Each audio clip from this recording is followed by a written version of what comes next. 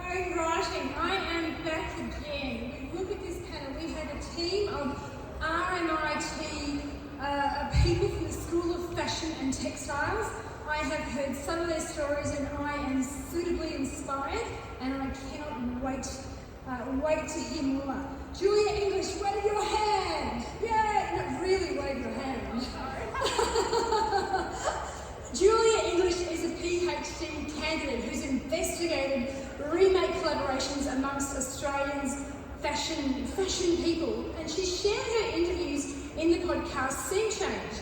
Now these interviews actually all come from her research, and their collaborations amongst all sorts of small businesses providing remarkable services, such as Intercarry, who make bags out of waste, Reborn by Humi. Now, has anyone heard of them? Oh, yay! I'm glad someone has, and I hadn't, but I guess they make local streetwear, which maybe isn't quite my style, but my teenage boys probably know who they are. I will definitely be asking them when I go home, because sometimes they're like, Mum, it's sustainable. Do you not know them? Thank goodness I've got teenagers. I'll say that today. And then also, one of the ones that I found quite interesting that she mentioned was Bethany Alice, and she develops alteration services to local business in the fashion industry, and it's all about the small businesses collaborating together. I could talk all day after listening to Julia, but it's not my job to talk, it is Julia's job to get the information out of these amazing researchers. So let's hand it over and give them a very big warm welcome to the stage. Thank you. Hello, lovely to be here. Thank you so much for the introduction. My name is Julia English, and I do have a podcast which is called Scene Change. It's a few years old now, but you're welcome to go and have a listen. But I guess I bring that up because I'm really passionate about how research can share knowledge and how we can kind of get beyond those academic spheres, and I think that's why we're all really excited to be here today. To have a bit of a chat about what's next in fashion. I think it's an easy topic to kind of think, oh, it's not for me, but actually we all wear clothes and it is a huge problem. And if you were here for the last panel, you would have seen that very few clothing gets recycled. So we need to find some solutions pretty quick. So I think as we're talking about sustainability, it is really important to acknowledge our First Nations community and their inherent knowledge around sustainability. So I would like to acknowledge the Wurundjeri, Wurrung and Boonwurrung people of the Kulin Nation on whose unceded lands we are here today, and pay our respects to elders past and present, and extend that respect to any First Nations people here today. So with that, I will just kind of set the scene for who everybody is. The plan is I'm going to do a brief introduction, then I'm going to kind of set the scene about what we're going to be talking about and a little bit so you can kind of see how it all fits into that idea of a circular fashion system before I invite everybody to give a bit of an overview of their research. And then we'll do one or two questions that I've pre-prepared as the team because we think you might find the answers interesting, at least we hope so, and then we would love to get some questions from the floor. But please, if you do have a question throughout, feel free to pop your hand up. We're really kind of happy to have that conversation with everybody. So I guess to start off, we did hear that we're all from the School of Fashion and Textiles. It's a bit of an R&T heavy panel today, but the best thing about that is that we actually have a huge range of practitioners across our school. So we're not all scientists, we're not all designers, we're a bit of a mix today. So we've got Miriam Burkett, who has worked overseas and locally, including with her local labels Monk and Kim Studio.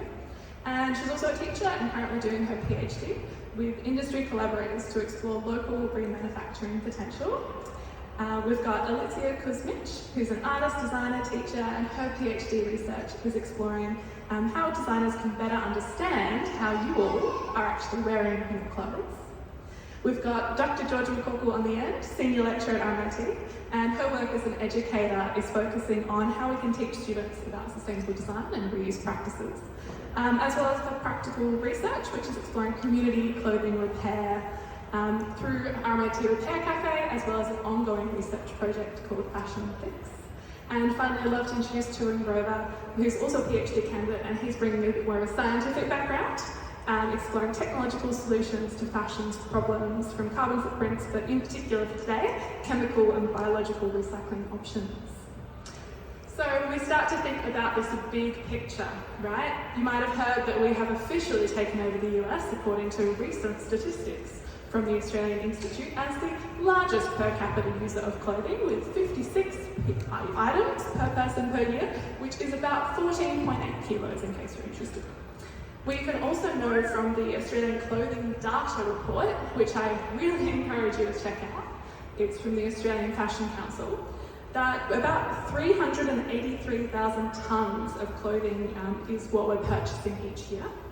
And of that, not of that, obviously, we wear it for a little bit first, they're not always that long, but we are throwing out about 227,000 tonnes, which is going to landfill. So we do also send some for donation, but landfill is actually where they mostly go here in Australia.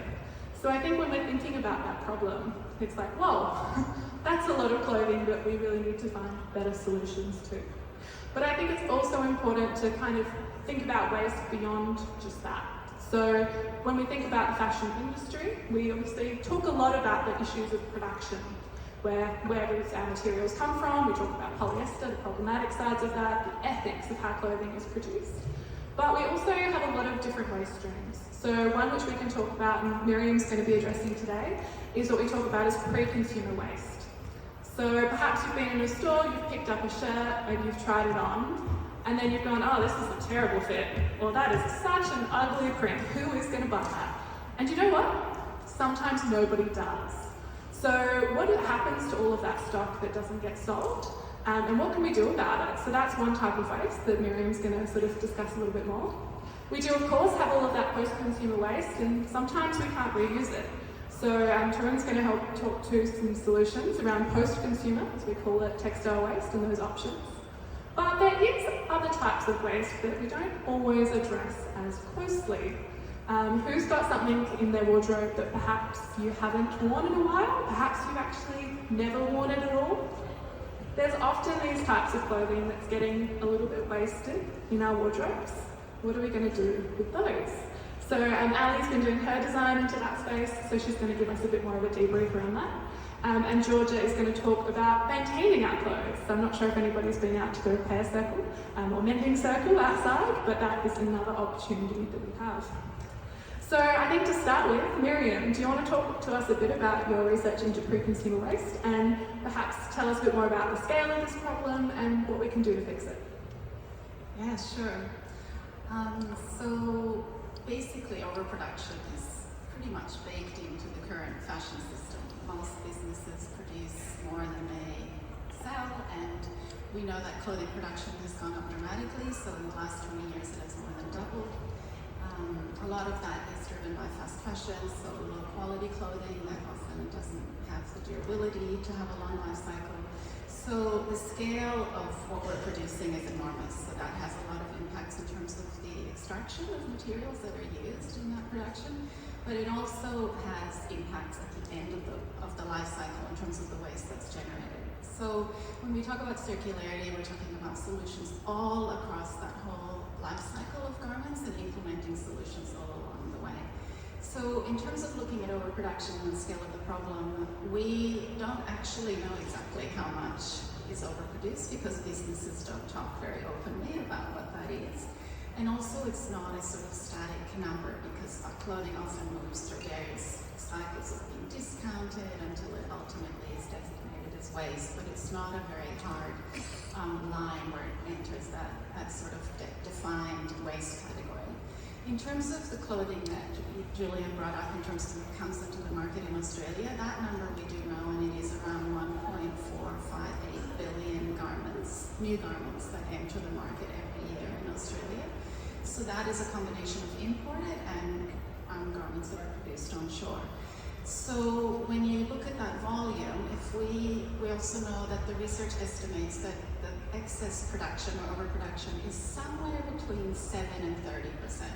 So it's a very broad range, and it varies from business to business. Some businesses have found ways of working that really minimize that waste by producing on demand or having other systems that basically eliminate or try to avoid that overproduction. But there are also businesses that really overproduce very consciously, because businesses would rather not miss out on a sale than be left with extra garments. So that number, that 7 to 30% number in Australia translates to somewhere between 100 million and 400 million garments. We don't know exactly, and we don't know exactly where it ends up either, because businesses have different solutions, and often it's charities that do a lot of the heavy lifting around this problem. So some of them pick up used garments and are able to find new uses for them. So companies like Thread Together, for example, are a great Australian charity that rehomes a lot of the textiles that are unworn clothes. But even they take in about 1.5 million garments a year, just under that. So there is a limit to what they can do. So what I'm looking at in terms of my research is looking at working with industry to redesign their excess stock to make new garments. So remanufacturing is one of the strategies that we think of in a circular system, and it basically is making clothes from clothes rather than from raw materials. So businesses, it's much easier for them to do it with their own garments, so for businesses to address their own overproduction rather than doing it, remanufacturing post-consumer waste is much harder because it's much more mixed and unknown. So I'm working with, in this case, Country Road to redesign some of their garments that end up at outlet, and basically creating a new capsule collection that can be reintroduced back into stores. So that is sort of a strategy that is part of this circular set of strategies, and it's one that we will need to integrate alongside a whole bunch of other solutions. So none of the strategies that we talk about in circularity can do the heavy lifting on its own. They all need to work together. So you'll hear about other solutions here today on the panel around how we can extend lifetimes of garments and really get the maximum return back from garments. Because part of the problem of overproduction is we only really sell half as an industry of what we produce at full price, and the other half basically represents the loss. So remanufacturing is a way to basically shrink the size of that pie to basically get a better return from the resources that we do use. Wonderful, love hearing about that. Perhaps could you just tell us about give an example of one of the garments that you've remanufactured to kind of help everybody understand what that actually looks like? Yeah, great question. So we're using only processes that are available here on the shores in Melbourne. So we're tapping into the local suppliers and all different techniques. So we use dyeing, over-dyeing garments, printing, and disc reassembly. So we're working with a local factory that partially dis and reassembles garments, and also laser cutting to do interventions on leather garments. So there are the techniques, roughly. So, for example, for this capsule collection with Country Road, we took garments that had issues around fit, and we basically removed a bodice in this case that wasn't suited to a very wide range of body shapes. So we removed the bodice and then remade it into a dress that had straps rather than being strapless. We removed fringes from garments. You can see I'm wearing an offcut today, and reconfigured them into accessories, and then we over-dyed some garments. A lot of excess stock is actually ending up in that waste category due to color and print, like you mentioned. So often it can be a really simple intervention that can bring it back into the kind of retail space and give it another life. Amazing. So when I go into a shop and I try on a dress and go, wow, this is a terrible fit, and everybody else does the same thing, there are some sort of nice emerging solutions around that. Yeah, and it requires kind of getting that feedback and applying it. So it really is a design solution like any other way of making garments. It's just doing it in a slightly different order. You kind of take the feedback and then apply it and start over. Yeah. Always comes back to circles, doesn't it? I think that's a really nice link into Alicia's work. Do you want to talk a bit about dresses? Because obviously Miriam just gave an example of a dress that was terrible fit. Well, not terrible, but could be improved. Do you want to talk a bit more about your research and how we can design clothes in the first place that do fit and that are used in our wardrobes? Yeah, thanks, Julia. My research focuses on the user phase, so the point where all of us have our clothing, and I'm looking at particularly the underutilisation of clothing. So it's very apparent that we're buying so many clothes, we're throwing away so many clothes, we can't possibly be wearing them out. to be buying that many clothes. Our wardrobes are also much larger than any time in history. So there's a huge volume of that clothing that's in our wardrobes that also isn't being utilised properly. So basically we need to understand why is that the case. So part of my research has been asking people about their garments. I chose to focus on the dress as a garment, and that's because there was some other research that was looking at Australian wardrobes, and it is within women's wardrobes mostly. It's a quarter of the wardrobe roughly, and it's also the least used garment. So I wanted to take something that was the most difficult garment and see if I could look at how to design to actually help us wear them more. So find out what those issues were, why weren't we wearing them, and then work out what design strategies could be built into dresses so that we can navigate them more in our life. So my first part of the study was looking at a dress audit where a lot of great participants gave me information about the dresses in their wardrobes. So what it came out with was there were like three main factors of dresses. So these are the ones that are still hanging up in your wardrobe. They're not the ones that you really have given up on completely and you've given away. These are the ones that you're hanging on to. So why are you hanging on to them? And it was three major things. One was fit. So many of us find, and I certainly have, that our body changes over time. So a lot of garments are very tightly fitting, and sometimes they fit us and sometimes they don't, and we might be hanging on to something that we find is really beautiful and we hope to fit in it again. We might never wear it again. One other major factor was style. So maybe we thought it wasn't in fashion anymore, or it didn't fit our style as we perceived ourselves at this point in time. And then the other major factor was occasion. So there are a lot of particularly dresses out there that we buy for special occasions, and we might only wear them once and never again, or sometimes even not at all. We buy it for an occasion and then it comes to the day and maybe it's really freezing cold like this and you go, oh, I can't wear it, and then it never gets worn. And so those three answers make up about 80% of the reason why we don't wear dresses in our wardrobes, particular dresses in our wardrobes. So once I gathered all this information, I sort of was thinking about how can I design garments that may overcome those things. So I looked at things like modularity. What happens if you have components like this dress is one of my prototypes that has snaps all over it. Now, it doesn't matter about what this design particularly is, the methods of it. It's just the concept behind it. So it's quite a large, oversized dress. The snaps can be snapped together to change the shape and size. So if I've eaten a bit too much lunch, I can pop open a few snaps and then I feel comfortable again. I can change the length of it. So if it's feeling a bit long today, I can snap it up and make it a bit shorter and wear it with jeans or anything like that. I can layer it because of the way that works. And I can also attach other little components. So it might be little components that are decorative. So I can put on like little decorative panels that have got sequins or beading or prints and things like that, and make it a little bit more fun for something to go out for a special occasion.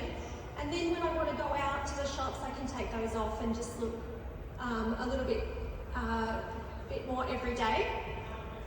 So even though this might not be the perfect dress, but it's looking at those kinds of concepts and how could, as designers, we help the everyday wearer wear their clothing more. Because what we also found is that many people actually want to look different every day. I don't want to wear the same thing. So that's a real problem when you're trying to say, well, you need to own less, but they want to look different and be able to change their look. So how do you balance that out? So we're looking at these kinds of tactics that are out there. And then the next stage of my research has been actually testing that then with some prototypes and giving it to people to wear and see how they went with that. It was a little bit mixed, I've got to say. So what I found with that is that actually we have really learnt behaviours in not wearing things very often. We're not used to repeat wearing things anymore. People are really uncomfortable with the idea of, I know the last time I saw that person, I was wearing that thing, I can't wear that again. We're thinking in that way, whereas once maybe we didn't. So there are definitely still things to overcome, but I'm finding with my research, the more I can understand everyone's experiences when they're wearing, it helps me as a designer to think about how I can create things that we can wear more often. And one really key thing, Julie, which I think you might be about to ask me, but I'm going to go there anyway. You might be interested to know that some people only wear their particular garments, about a handful of times, maybe 5 times. There are some people who only wear some garments once, and often young people, once it's been seen on Instagram, they don't want to be seen in it again, which is totally frightening when you think about the resources that go into it. But I want to also be curious to have you all think about how often you wear your garments, and what some other research that's been done has been looking into that kind of how much wear should we do. And I know there was like a little thing on social media for a while where it was like hitting the 30 wears, you should wear a garment for 30 wears. Now, as far as I'm concerned, I don't think that's enough. I think that's not even close to enough. How many do we need then? Well, there are some conflicting ideas about it, but if we want to cover just the environmental footprint of let's just say a dress again, which is, obviously not all dresses are created equal, some will have a bigger footprint, but on average, the minimum should be 70 wears. 70 wears. Minimum. Okay, so if it's 350, so how does that calculate? 350 days per year. Well, if you only wear it once a year, you've got a lot of years owning that dress. I don't know, we've lived for a long time. And then if you've got 35 dresses in your wardrobe, you're in a lot of trouble. You definitely are. Yeah. There is some new research coming out that actually suggests 100 to 150 wears, but I think that should be a minimum. If we're just hitting the environmental footprint to create the dress, I think we can do better. I think we should look at what's the maximum wear. We should be trying to wear something until we can wear it no more, until it's worn out. Historically, that's what people did, because people didn't have as much money as they do now.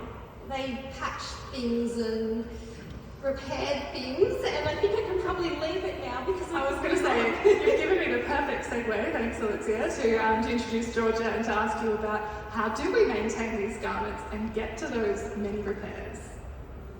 Thank you. I've been quite interested in repair within the research work that I do, and I came to that thinking that repairing and mending garments is just a really practical strategy for maintaining their life and keeping things in as high value as possible within a waste hierarchy type of framework. But then as I got into doing that and exploring all of the different dimensions to repair, I started to realise that repair is not just, as Ellie has pointed out, something that people used to do in the past to maintain garments, but it's also something it is happening now, that people do mend clothing, and it looks different to how it looked in the past. So the sort of repair practices that happen now, there's community repair initiatives like the Repair Cafe happening right now in the atrium, and there's entrepreneurial opportunities to have small repair stores, and what that looks like is different to what it would have looked like, even ways that technology could be incorporated to make that a really simple sort of thing that's attuned with our contemporary expectations around service. There's also an artistic element where people are taking historical and traditional making methods, but doing them in colourful threads, for instance, and making that something that's really visible. So that has a political dimension to it, be through making visible that act of repair, and then that also links to a sort of activist mode of repair as well. So, you know, in the mending circle today, making visible that we are here and we are fixing things, and we're not going to let these things go to waste, and you know, and you see that happening. So there's all these sort of different aspects to repair, and then I've then been with my colleagues at RMIT running community repair workshops within the university. And that's been a fantastic way to explore that community dimension to repair, but also within a different audience to usual repair cafes. So when you partner with, say, another group within the university or a students group, and you get a lot of students along to an event, it's really fascinating to sort of see their experiences. For instance, you might have international students who are living in small apartments and they don't have a lot of things with them, but they've got these wonderful stories about the types of repairs that might be done back at home, either through their family or through professionally or in their households, and then they love being able to recreate that in a different way, but also that it becomes a really social thing and a way to connect with others and do that. So that's one way. And then the other thing that we have been doing is thinking about this idea of creating data about what gets repaired and really documenting that. So you will see in the repair cafe happening here today that all of the repairs get documented, and you create this database of repairs. And so it's really interesting to think from a garment point of view how we can use that idea of collecting data on garments that are repaired and use it to sort of feed back to the design stage really, and to companies potentially, to share that with other people who might like to volunteer at repair cafes, so that they can get a feel for, okay, this is what you could expect to work on if you were to come and volunteer and help with this. So that data could have all sorts of uses, but the way you collect that data and what it looks like specific to the materiality of garments is different to how you would collect data for repaired toasters, for instance. So that's sort of something that we have been exploring at the moment and creating visual data through photographing garments, which becomes a fantastic record of the full sphere of contemporary garments and how they get repaired. So anything from just a button or a fix on some elastic through to something that's very expressive and creative. Yeah, so there's sort of different ways of doing repair, and they link to each other because we run community repair events and then we collect data at the community repair events, so they do both. So this really nice kind of mix between both the existing amazing systems that we have around repair cafes to repair these garments, but also seeing as researchers what can we bring to help share that knowledge better, whether it's, you know, asking, do we take photographs of garments, because gosh, they're all pretty different. Like, I think we forget, I mean, listen, I'm no expert on toasters, but honestly they all seem very similar, whereas when I look at garments I'm like, that's a ball gown and that is a t-shirt, they seem wildly different. So I think it's kind of that nice idea of, as researchers, and you have a design background as well, like we can kind of bring a different lens, but still be able to build on existing knowledge, which I think is really exciting. So I guess, Tarun, that's a perfect lead into you talking about it building on existing knowledge. I think everybody's maybe aware that textile recycling is kind of happening, but kind of difficult. So do you want to talk about your research and I guess how you're approaching that? Hello, am I audible? Yeah. So, before starting introducing about my research, what I am doing, a lot of panelists have already explained about the importance of the sustainability and why we are diverting towards circular economy. That is the need of the hour, just to avoid the waste and utilize the waste. So this was the fundamental concept that came in my mind, like how we can utilize the waste. So before utilizing the waste, you need to understand what exactly waste is. What do you understand by waste? Because there is nothing, any matter, any molecule present in this world, in this country, there is a, we can call it as a waste. Because everything where we are deriving, that was some time ago, it was a resource. And now you are not using it, or you do not want to use it, you are calling it as a waste. But in the technological point of view, or the research point of view, we can call it as a resource. Your waste can be our resource. And then the inning starts. Like we start playing around, like how we can convert this waste that you are calling it a waste into an opportunity.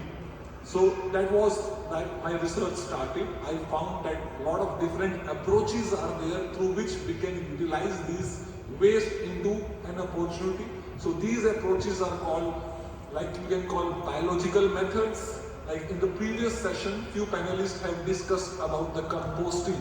So composting is all about, like, we are degrading the organic matter, like we are considering the food waste and as well as the other waste that we are considering for converting into a good quality compost. But why not we are thinking about clothes as a waste, as an input towards composting, or we can use the clothes to convert into a composting? Because I'm giving you technical reason why should we use the clothes as an input for converting into a good quality compost. Because clothes are having a good carbon resource, and if you are having some good carbon resource, it means you are multiplying your microorganism in your container where you are putting all the waste material. And if there is a more organic material, if there is a more microorganism and bacteria, it means you are on the right track and you are speeding up your process. And you are multiplying your micronutrients which are getting from microorganism by degrading the organic content. So this one was one of the approach coming from the biological method. Similarly, we have other multiple approaches that comes through other methods that we call chemical methods, in which what we are doing, like in the chemical method, as we say chemical, so it means like a lot of chemicals we are using it for degrading the waste fabric, especially the natural based organic matter like cotton and natural fabrics. All the natural fabrics we are considering as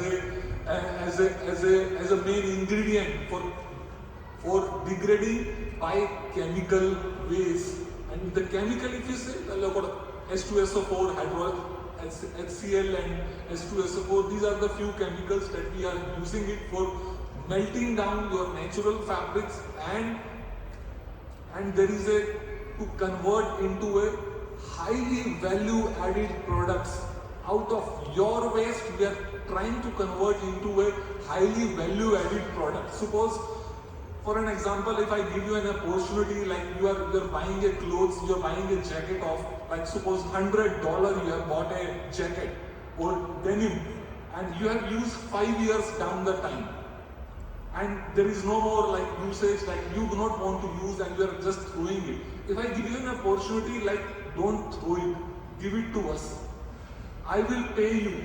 I will give you $50 if you give your denim or your waste. So in this way, you will be more excited. You will find an opportunity in your waste, and afterwards you will not call that waste. You will find that an opportunity. Your waste product, your waste garments, you will start finding opportunity by selling to a particular platforms.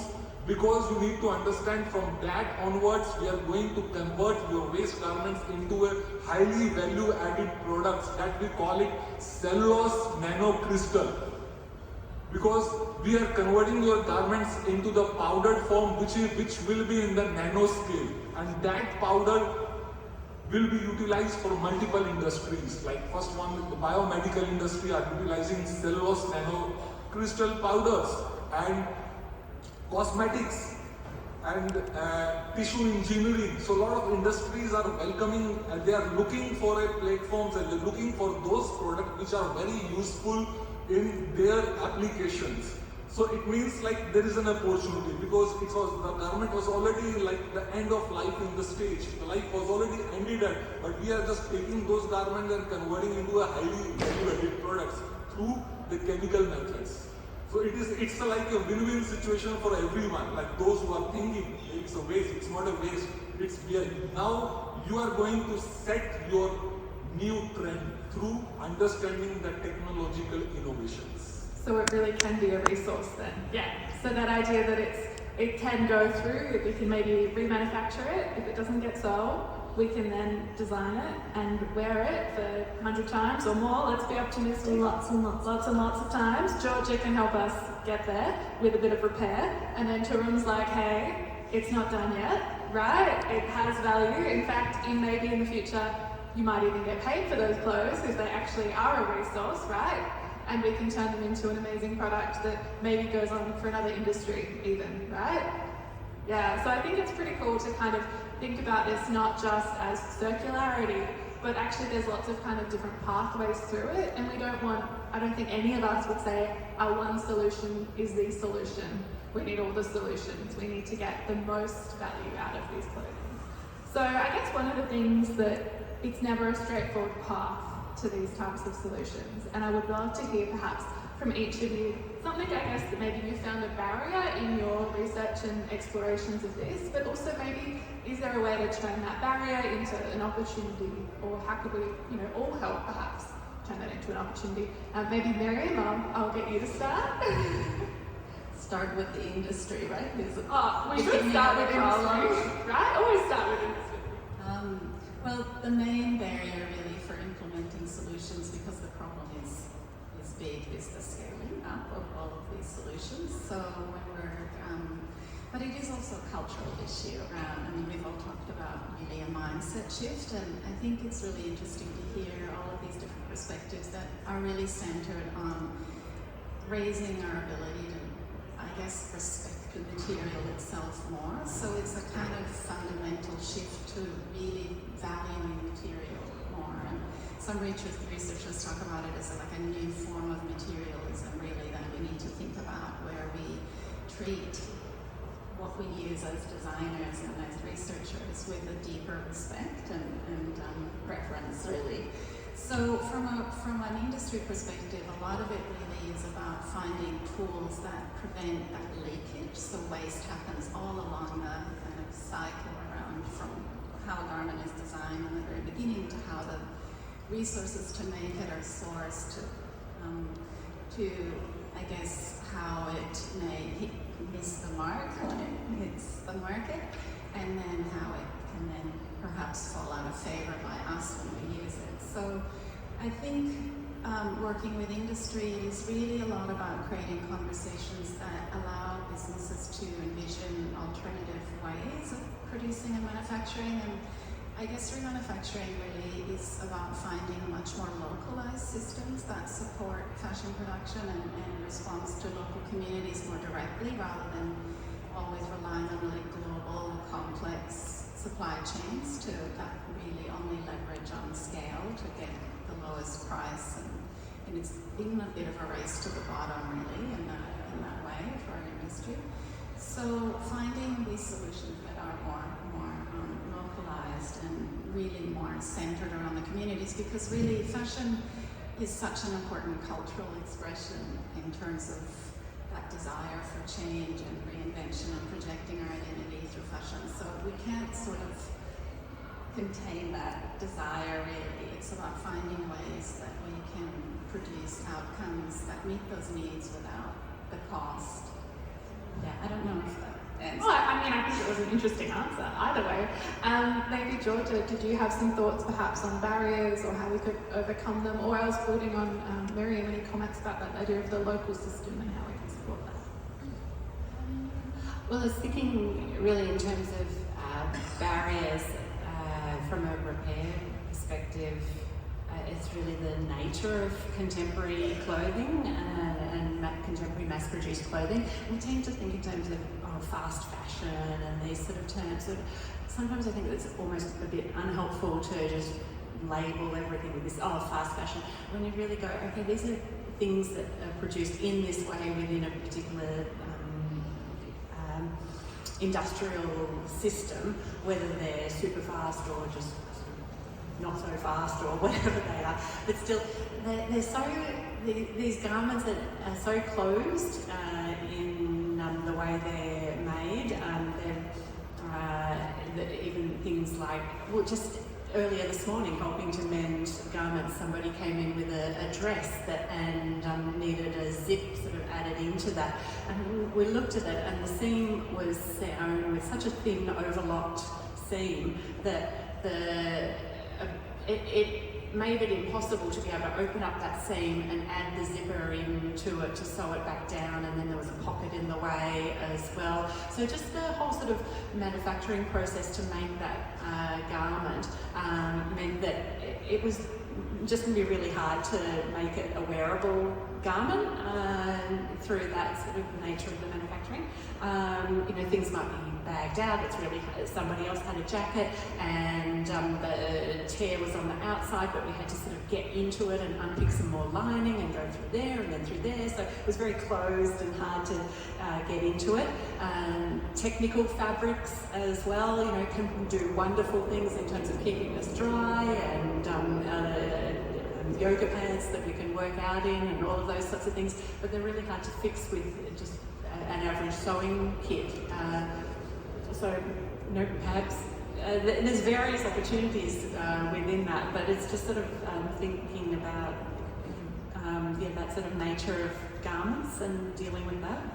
Yeah, no, I think that makes sense. And I feel like what you were saying before with the project is there's also that opportunity that if we don't understand those problems, how can we expect brands to fix them if we're not being like, no, this is a problem, we're repairing stuff and it's difficult and it's making things harder than it can be. And I think it kind of comes back to that idea of how do we feed back into that system of like knowledge as well. How do we communicate better across the whole system of fashion from the design to the very end? Alicia or Tarun, do you I was just going to say, just leading on from Georgia talking about the way garments are manufactured, they're also manufactured on a mass scale, so they're not thinking about each one of you as an individual. There was a time when people made their own clothing, or a tailor or a dressmaker made them for you, and you asked for very specific things and got things fitted for you. And that's not possible for a lot of people nowadays. Most people couldn't afford that sort of service. So the design, particularly with my research, thinking about we need to understand where is better and then figure out how do we accommodate bodies better. We all have very different bodies.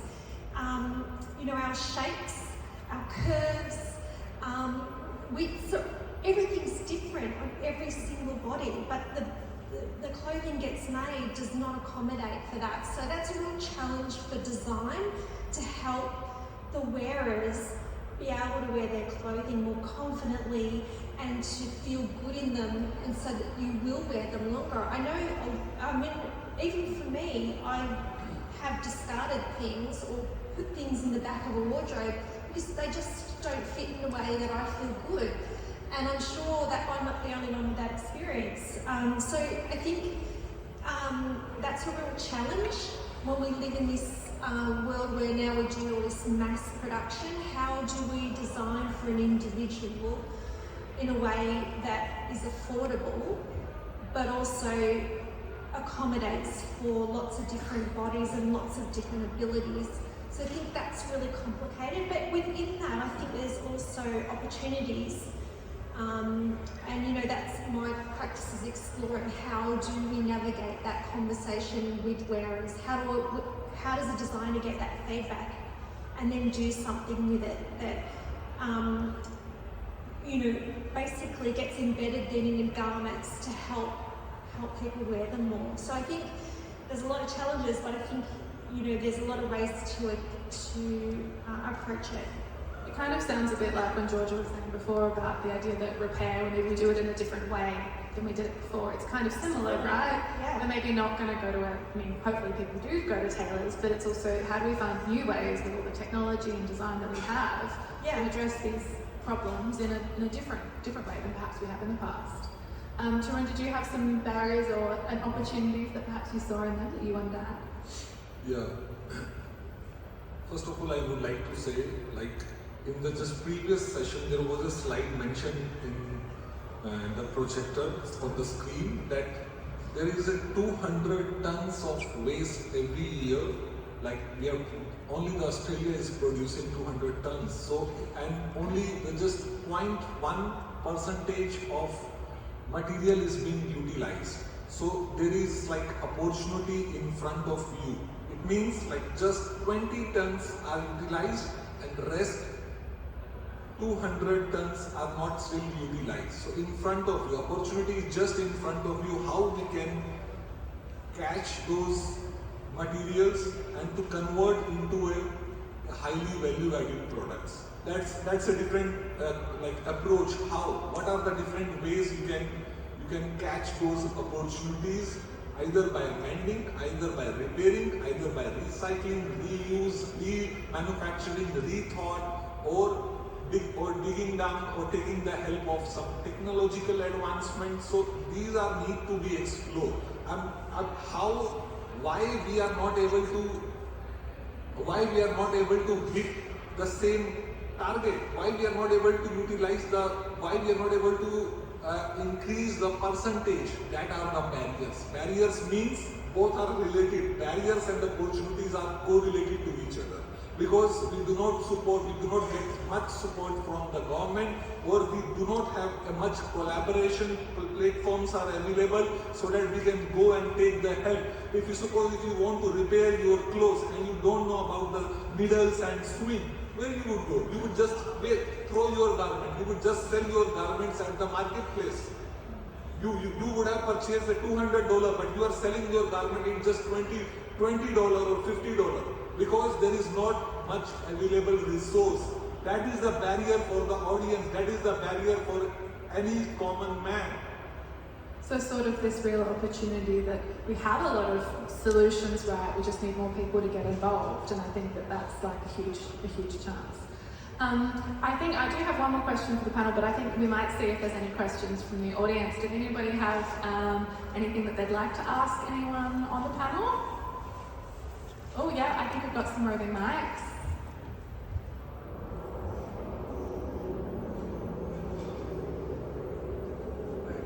Alicia, could you show us your dress, please? Oh, we want to see the dress. Who doesn't want to see the dress, hey? Maybe we can take the second question while Alicia gets... Oh yeah, there we go. So we can see that it is, the press studs are pressed together. So when we look at the dress, yeah, you can give it a bit of an explanation if you like.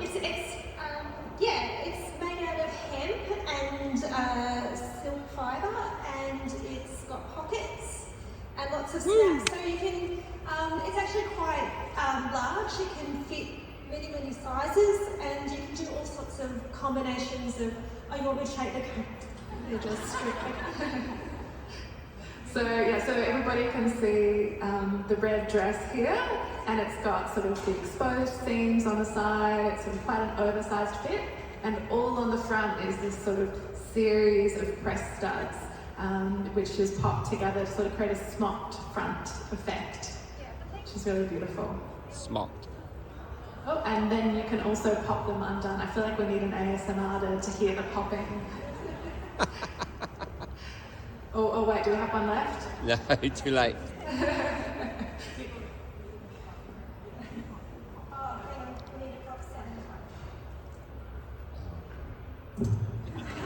We got it. Wonderful, thanks for the question. I think we were all wanting to see that. Do we have another question from the audience? Yeah, hi, thank you so much. I'm so fond of colors and fashion, and I'm a romantic consumerist as well. Just curious, question to Alicia is how much of personalization in the fashion space could be achieved with AI and technology? So how much could we achieve personalisation with AI and technology? Is that what you're wondering? Yes, at scale. So At scale? Oh, I don't know. Has anyone got any expertise on that on the panel? I'm not sure anyone's doing quite that yet. I know that there's AI involved in some manufacturing, so sewing without people, but not so much personalisation. There's been some failed experiments in personalisation where people order exactly what they want and then they still don't like it because they're a bit disappointed. So I think personalisation is complicated because we're all so unique, and sometimes if we're not that familiar with our body shapes, if we don't know much about what would look good on us, it can be really easy to make mistakes as well. So sometimes that having a stylist or a designer or someone who can work with people to help guide them. I think there's a lot to be said about our expectations of clothing as well. You know, there's a lot of trends of, I think a lot of clothing is very, very tightly fitted, which we're all very used to, but actually what that does is cause problems where we feel our body is wrong, we're trying to fit into certain things, and we take a focus away from what's really unique and amazing about us. So I think there's going to need to be cultural shifts that I think could be really positive for us, that come along with our sustainable fashion, where we start to look at ourselves differently, our bodies differently, and we appreciate the things around us, the material culture. I think these things are all interconnected. We can't fix one thing and not another thing. So I think even this idea on social media of kind of looking different all the time is going to need to change. That maybe it is looking different, but with the things you already have, you know. And I think what's really exciting about understanding that actually a big part of the problem is the underutilisation is it's something we can all fix. We can all wear our clothes more. We can all decide, right, I'm not going to buy anything new. I'm just going to keep wearing these clothes as long as it's possible. And set yourself a challenge. Challenge your friends. You know, show that challenge. Show that on social media. Show how it can be done. Make it cool. Make it cool to repeat wear. So I think Make it cool. it could be. I was just going to add to that, there's opportunities with AI for more of a dematerialisation of fashion. So you might be thinking about getting new looks or things, but they could just be expressed potentially digitally as opposed to actually having to materialise that. So if you go back to what Lindsay was talking about the sort of expression and cultural dimension of fashion expression, you can do that without needing to make anything. So could you just, can you still sort of decouple that expression from materialisation, and you know, what role can AI and technology play in that? And there's sort of various examples of that emerging too, so that's an interesting area too. And there's interesting in ways that technology can be used in the design and prototyping and sampling process, say in companies to be able to visualise samples and not have to go through all of that making of so many samples as well. So there's sort of some opportunities that designers and companies are exploring there too. Yeah, you might be interested in checking out Citizen Wolf. They've also done some interesting things about local manufacturing, around how to use sort of algorithms, I think is what they use to make garments fit a range of bodies for sort of custom production. Did anyone else have any other questions? Yeah, there's one up the back. Well, not really up the back, somewhere about the middle. just on a lighter. Oh, sorry, yeah. I would fail that challenge for sure. You're doing the challenge? Love that, love that. Yes. I would fail that challenge for sure. Oh, you'd fail it. Well, I think that's a good insight, right? Sometimes we need to get all those perspectives and think about, well, what are the fail points? And I think, you know, always insights to be had. My question's for Taran. You mentioned like the personal barriers around knowledge and resources, but you also mentioned the lack of government funding into research, and I wondered what your thoughts are on other ways that perhaps legislation and government could support a more circular fashion industry. I would say like a lot of things which has not yet tapped on the opportunities, like we are considering as a barriers because of not having a proper support in terms of like understanding the technology or the utilization of the technology for our looking an opportunity. So we can see like the translation of technology or spreading a word among the consumer, that is also more important. So that's why nowadays, like I am glad that a lot of news are coming on different platforms, like go for sustainable, apply circular economy, use like implementation of circular models are being implementing on various platforms. How this happen? Because we are translating it through multiple media. So that's why we need to have such collaborative platforms so that we can translation of technology is possible, so that every people or every audience, every consumer can understand for converting a barrier into an opportunity by gathering the support, by taking the support from a proper resource. So that's why I said like both are interrelated to each other. So we need to understand, okay, this is the barrier, but how should we convert into an opportunity? For that we need to have a particular platforms available with the help of the government support, so that every human being can go and just get their problem sorted out in a matter of days, in a matter of minutes. That platforms are required. That could be collaborative, that could be the industry have to come forward for the support of the mankind. So sort of looking at a more sort of central place where people can go, and the ability for government to tap into that. I mean, I think it's also great to think about the recent product stewardship scheme called Seamless, which I think I'll let you talk about it more, Miriam.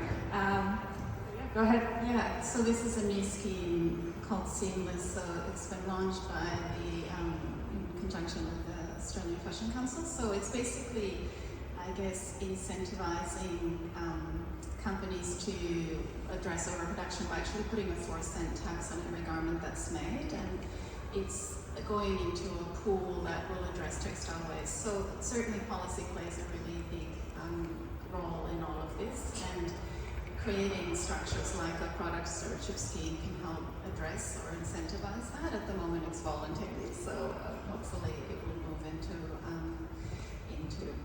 I guess a structure where it will become mandatory in the coming years. But at the moment there are very few disincentives really about generating waste. So putting taxes on waste, and also perhaps at the moment there is no tax on waste exported from textile waste exported from Australia. So brands are actually cutting garments up so they can go out as waste.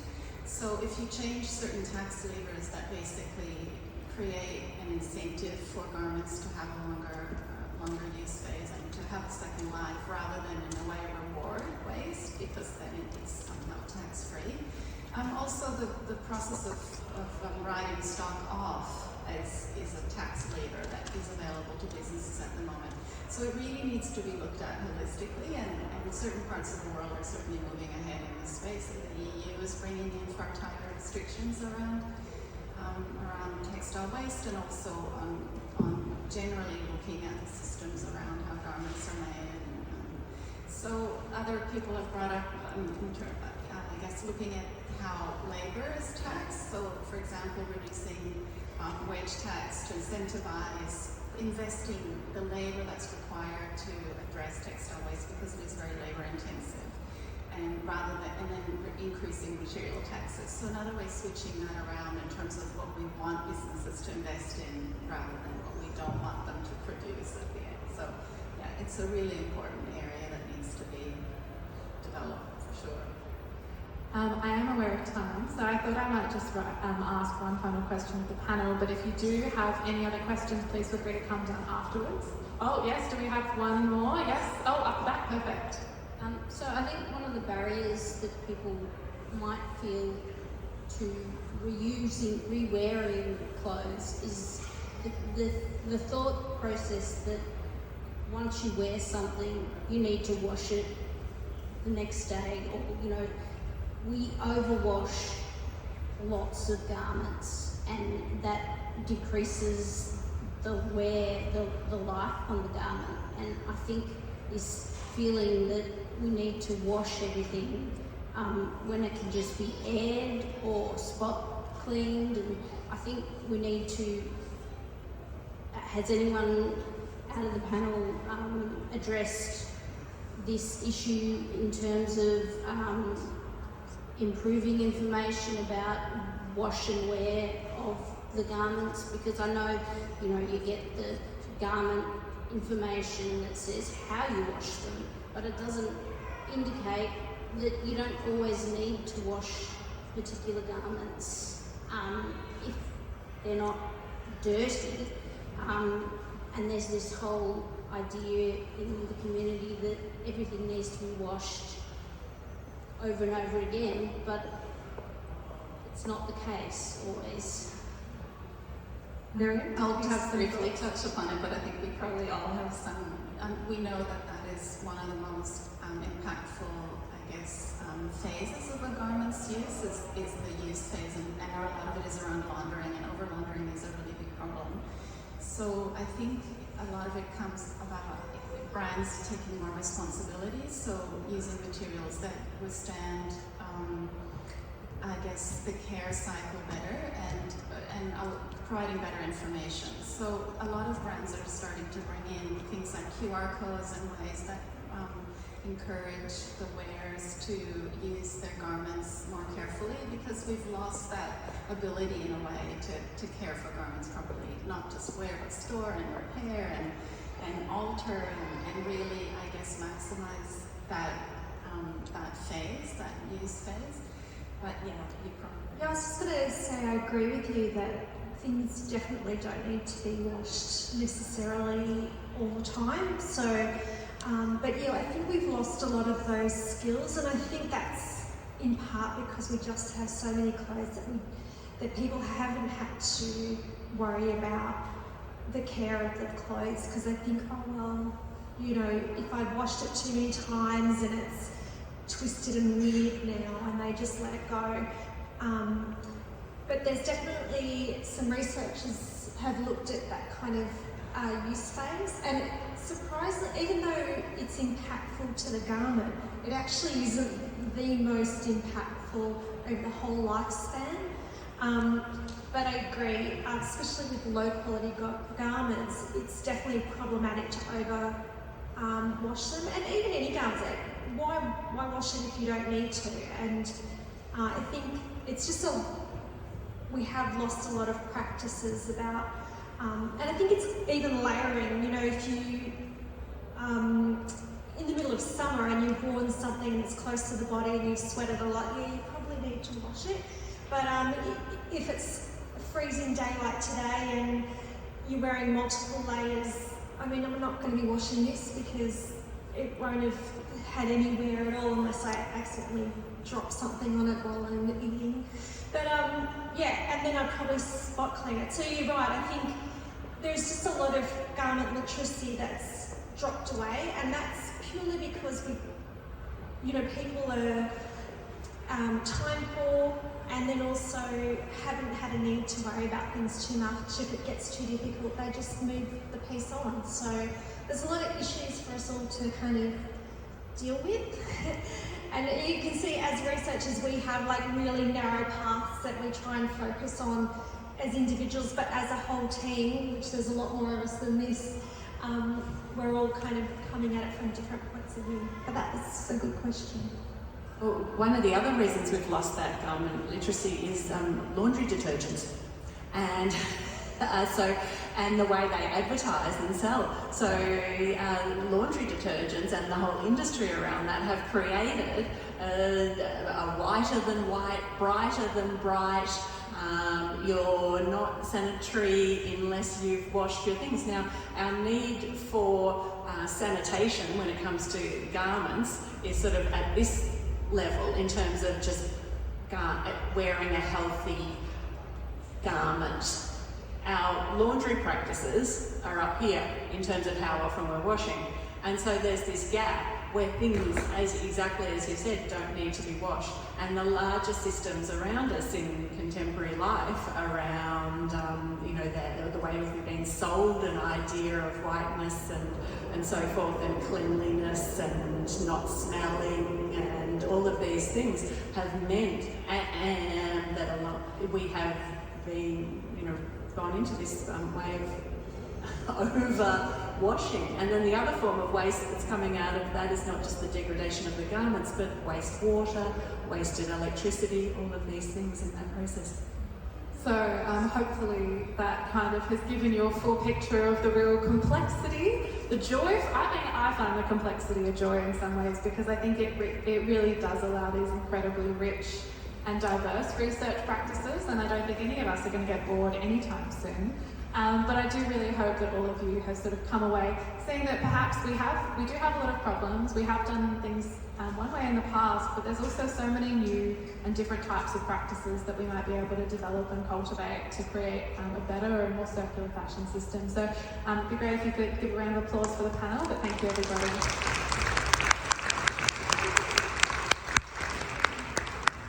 And I'll just say, please do come down and ask us all questions, then we're more than happy to talk more about our research. All right, thank you. Let's give them absolute superstar of recognition for what we just said. I said superstar.